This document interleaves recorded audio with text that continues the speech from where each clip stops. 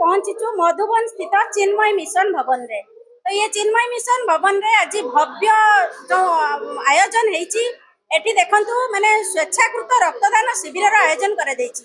जो बुंदाए रक्त गोटे जीवन मूल्यवान जीवन को बंचाई देई थाए पुणी से बुंदाए रक्त अभाव केते बेले मूल्यवान जीवन टी मध्य चली जाई थाए। तो से माने एभली जो साधु उद्यम करिसंती से जो ब्लड डोनेशन कैंप एवं चिन्मय मिशन रे जे माने चेयरमैन आम सहित अच्छा अजित भाई तांको पचारि तांकर प्रतिक्रिया नहीं जिबा कोन प्रत्येक वर्ष विभिन्न कार्यक्रम से माने करंती। तो आज मध्य से माने जो रक्तदान शिविर करिसंती तार बाबद रे तांको पचारि। धन्यवाद समस्त को स्वागत जनाऊँगी आपण को बहुत बहुत धन्यवाद। आपण आसचंती 15 वर्ष धरी बारिपदा चिन्मय मिशन रक्तदान शिविर करी आसुची एवं ए वर्ष मध्य करिछि। ता सहित ए वर्ष केवल रक्तदान शिविर करना यहाँ को एक उत्सव भाया पालन करुँ। पूरा विभिन्न अनुष्ठान बारिपदार अन्य जिते सब अनुष्ठान समाजसेवी मैंने अच्छा समस्ते सहयोग हाथ बढ़ाई उपस्थित अच्छा ता संगे विभिन्न प्रकार सांबादिक सबू सांबादिक भाई मैंने अच्छा पाखापाखि 50 आम आशा रखीचु चली रक्तदान 50 यूनिट बोधे रक्त संग्रह हो आशा करुचु। प्रत्येक वर्ष आम रक्तदान 50 रु अधिक दे था ए वर्ष आम 50 हो रक्तदान शिविर सहित आज आम कि वृक्षरोपण कर कार्यक्रम रही। बहुत खुशी लगुच विभिन्न स्कूल सचिदानंद गुरुकुल अन्य स्कूल पिला माने आसचंती जे शिखुंट भविष्य रक्तदान गोटे सचेतन हेबे से रक्तदान करने एवं बारिपदार जो मैंने मुख्य अच्छा भाई मैंने अच्छा समाजसेवी मैंने अच्छा बहुत जना उपस्थित रही समस्त को धन्यवाद दूचु। आपण धन्यवाद दूँ आप आस।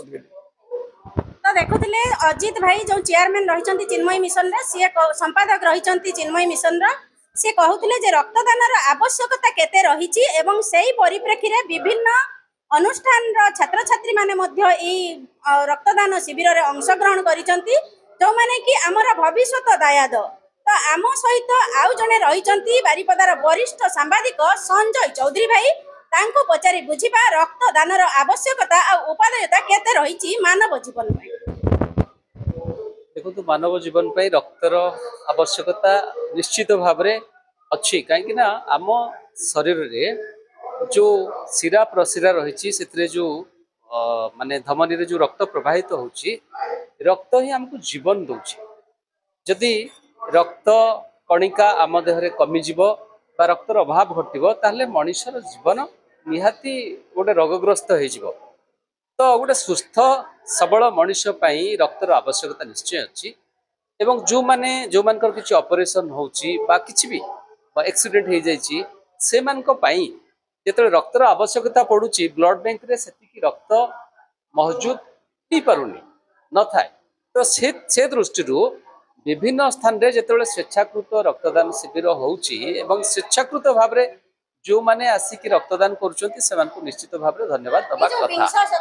एकविंश शताब्दी युवपीढ़ी रही आज आम विभिन्न देखुचु जे कॉलेज छात्र छात्री मध्य स्कूल छात्र छात्री मध्य ये अवेयरनेस क्रिएट करा जाउची एवं बहुत एडवांस आम पिला माने सेमानंकु रक्तदान करिवार महत्व बाबद रे दुई पद पिला माने जेते निजको स्मार्ट भाबुचंती तो राष्ट्र मंगल पाई बा समाज रा मंगल पाई बा समाज को समृद्ध करिवा पाई से माने तांकर जो रक्त बुंदा देबे से रक्त बुंदा रे आउ कहार जीवन बंची जीवो माने मृत्यु मुखरु मनुष्यटे जीवन आउ थरे पुनर्जन्म पाई जीवो। तेणु सेमानकर रक्त बुंदार मूल्य केबे व्यर्थ जीवनी।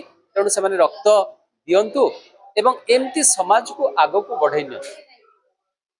तो देखुले आम सहित थिले वरिष्ठ सांबादिक संजय चौधरी भाई जी कि कहते राष्ट्र विप्लवी आज छात्र युव से आह्वान देइछंती आपण माने आगे आसंतु एवं स्वेच्छाकृत रक्तदान करिकी राष्ट्र हित निजर योगदान को शामिल करंतु। पूर्वी भारत प्रतिनिधि।